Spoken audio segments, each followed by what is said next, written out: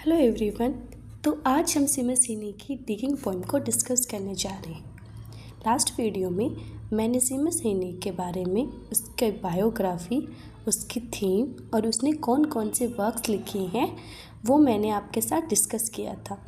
मैंने 3 ऑथर्स के बारे में बताया था जिन्होंने सीमा सिनी के बारे में कोट किया है, उन्होंने क्या बोला है। तो let's start the poem digging. हम पहले इसका छोटा सा इंट्रोडक्शन और इसके की फैक्ट पढ़ेंगे, देन उसके बाद में हम इसकी समरी पढ़ेंगे line to line. Digging was published in 1966 in death of naturalist. कब पब्लिश हुई थी? 1966 के अंदर डेथ ऑफ नेचुरलिस्ट। ये एक कलेक्शन है पोएम का जिसके अंदर डिगिंग को पब्लिश किया गया था। इसमें कैसी राइम स्कीम है? Irregular rhyme, metre, metaphor, repetition and onomatopoeia. मतलब इसमें कोई पर्टिकुलर राइम नहीं है, इसमें इरेगुलर राइम का यूज किया गया, मीटर है, मेटाफर है एंड रिपीटेशन है, और ओनोमेटोपिया मतलब हिज, पिच और ऐसे साउंड का यूज किया गया। इसकी थीम क्या है? Heritage and tradition. हेरिटेज का मतलब क्या होता है? विरासत। ट्रेडिशन जो हमारा ट्रेडिशन होता है। सेकंड थीम है labour and craftsmanship. Labour, craftsmanship क्या होता है? शिल्पकारी, मतलब हाथ से जो सुंदर सुंदर चीज़ें बनाई जाती है उसको क्राफ्टमैनशिप बोलते हैं। थर्ड थीम है memory and identity. Fourth theme है द पावर ऑफ लैंग्वेज। अब इसके अंदर पोएम के अंदर क्या बताया गया है वो देखते हैं। Explore the relationship between 3 generation, the speaker, his father and the speakers grandfather. तो इसमें 3 जनरेशन के बारे में बताया गया है। 3 लोगों के बीच में जो रिलेशनशिप है उसको दिखाया गया है। किसके बारे में बताता है पोइट? स्पीकर के बारे में, अपने फादर के बारे में और स्पीकर्स के ग्रैंडफादर के बारे में। तो ये एक ऑटोबियोग्राफिकल पोएम है। ऑटोबियोग्राफिकल पोएम कौन सी पोएम होती है? जिसमें वो अपनी खुद की ऑटोबियोग्राफी लिखता है, मतलब वो अपने ऊपर वो पोएम लिख रहा है। तो इसमें पोएट क्या बता रहा है? वो अपने फादर का डिस्कशन कर रहा है, अपने ग्रैंडफादर का डिस्कशन कर रहा है और अपने खुद का बता रहा है, क्योंकि वो अपनी पोएम को प्रेजेंट कर रहा है। तो फ्रेंड्स, इस पोएम की शुरुआत में पोएट एक पेन और ब्लैंक पेपर लेके बैठे हैं, लेकिन वो अपने एंसेस्टर या वर्क स्किल यानी दादा या पापा के बारे में सोचते हैं। उनके दादा और पिता फार्मर थे। पोएट ने कई बार उन्हें एक पेड़ लेकर डिगिंग करते हुए देखा था, यानी खोदते हुए देखा था, मगर पोएट ने उनके ऑक्यूपेशन को फॉलो नहीं किया। वो एक राइटर हैं, इसलिए उन्होंने डिसाइड किया कि वो अपने पेन को डिग करने के लिए यूज करेंगे, यानी उन्होंने अपने पेन से डिग करने का वादा किया। तो ये कुछ छोटा सा इंट्रोडक्शन था पोएट के बारे में, पोएम के बारे में कि इस पोएम में क्या है। अब हम पोएम को लाइन बाय लाइन स्टार्ट करते हैं। तो let's start the poem. Between my finger and my thumb the squat pen rest snug as a gun. यानी पोएट बताता है, यानी मेरी उंगली और अंगूठे के बीच में ये स्क्वेट यानी छोटी सी कलम बैठी है, संग एज ए गन, जहाँ वो बिल्कुल एक बंदूक की तरह टाइटली फिट है और वो तैयार है कि उसे यूज किया जाए।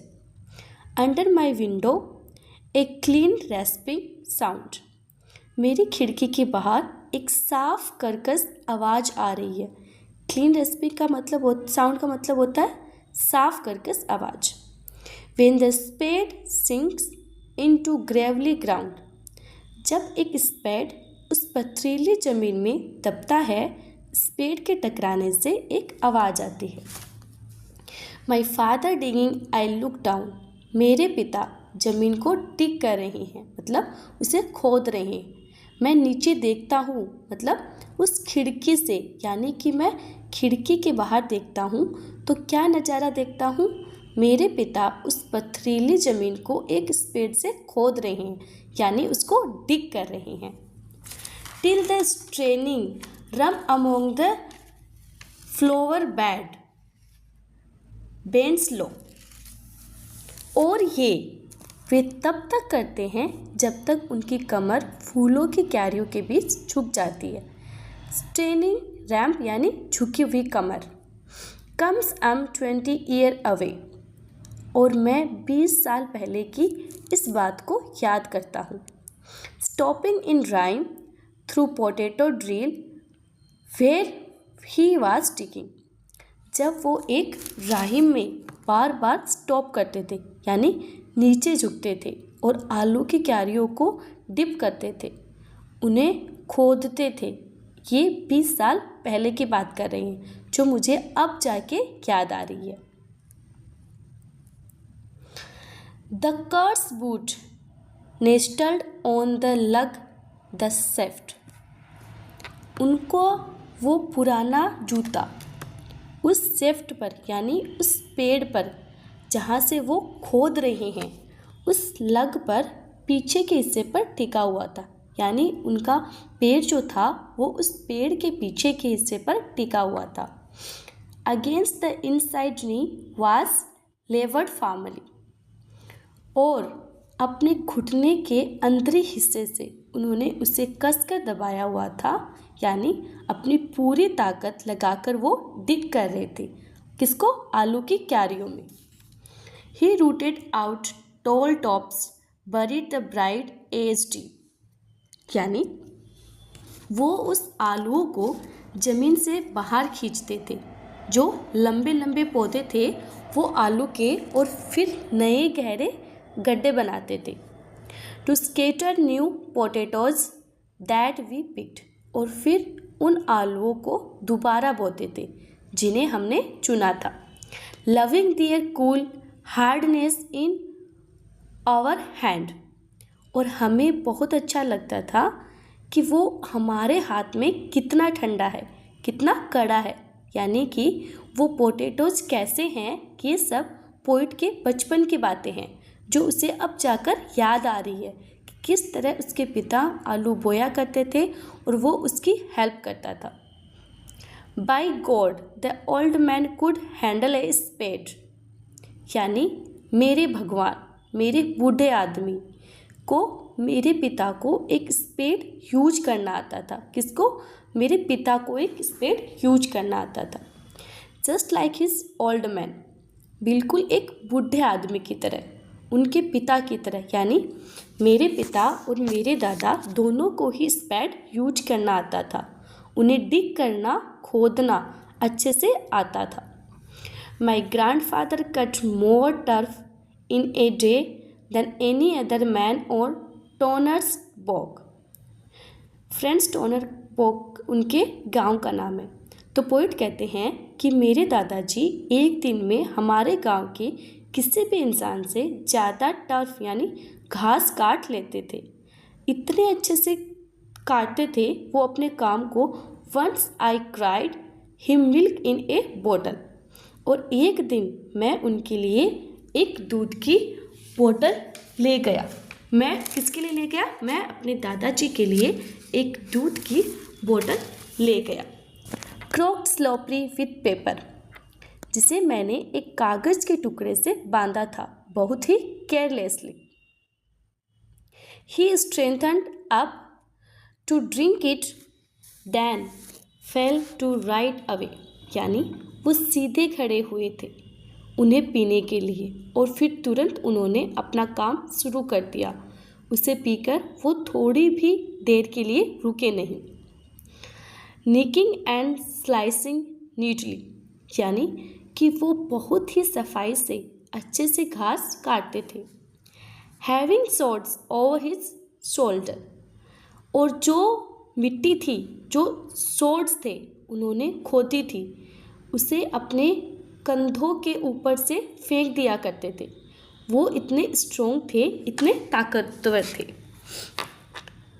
Going down and down for the good turf digging, और गहरा गहरा खोदते जाते थे ताकि उन्हें सबसे अच्छी टर्फ मिले। इतनी मेहनत करते थे वो, इतने कुशल थे अपने काम में। The cold smell of potato mould, यानी कि उस आलू की क्यारियों की ठंडी खुशबू द स्क्विल्च एंड स्लैप ऑफ सोगी पिट। सोगी पिट यानी गीली ज़मीन। तो उस गीली ज़मीन पर जो आवाज़ आती थी स्क्वच स्क्वल्च करने की, स्लैपिंग की। The curt cuts on a edge, और किनारों पर कट किए हुए हिस्से, ये सभी उन्हें याद आ रहे थे पोइट को कि किस तरह वो इन सबको बचपन में इंजॉय करते थे। Through living roots awaken in my hand, और ये सभी यादें मेरे दिमाग में अभी जिंदा है और उतनी ही ताज़ी है। But I have no spare to follow man like them. मेरे दादा या पिता की तरह मेरे पास कोई स्पैड तो नहीं है, लेकिन जिसमें मैं डिगिंग कर सकूं, यानी कि उन्हें के प्रोफेशन में मैं नहीं हूँ, मैं एक फार्मर नहीं हूँ। Between my finger and my thumb the squat pen rest, यानी मेरी अंगुली और अंगूठे के बीच में ये छोटी कलम है। I will dig with it, ये मेरा स्पैड है, मैं इसी से डिग करूँगा, मेहनत करूँगा और खोदूँगा। तो ये एक स्वीट सी पोइम थी जो यहाँ पर समाप्त होती है, ख़त्म होती। तो फ्रेंड्स, ये जो पोइम है यहाँ पर ख़त्म होती है और पोइट यहाँ पर हमें फैमिली की लेगेसी के बारे में बताते हैं कि किस तरह उनका पूरा परिवार फार्मिंग में था, कितना स्ट्रॉन्ग था, ज़मीन खोदता था और उसमें बीज बोता था। मगर पोइट उनसे बहुत अलग है, वो एक राइटर हैं और पोइट ने डिसाइड किया है कि वो भी अपनी फैमिली की तरह बनेंगे, बस अपने पेन को एक स्पेड की तरह यूज करेंगे और उससे सच्चाई को खो देंगे। तो ये एक स्वीट सी पोइम है जो यहाँ पे समाप्त होती है। अगर आपको इसके PYQ और क्वेश्चन चाहिए ऑब्जेक्टिव टाइप, तो नेक्स्ट वीडियो में मैं आपसे उससे भी डिस्कस करूँगी। प्लीज़ मैं आपसे बोलती हूँ कि मेरे इस पोइम को आप अच्छे से देखना, ताकि मैं जो कल वीडियो आपसे शेयर करूँ PYQ की, तो उसमें आप इसके जो 20 क्वेश्चंस होते हैं वो सॉल्व कर सकें, जो कि ऑल एग्ज़ाम में आते हैं। Thank you for watching my video.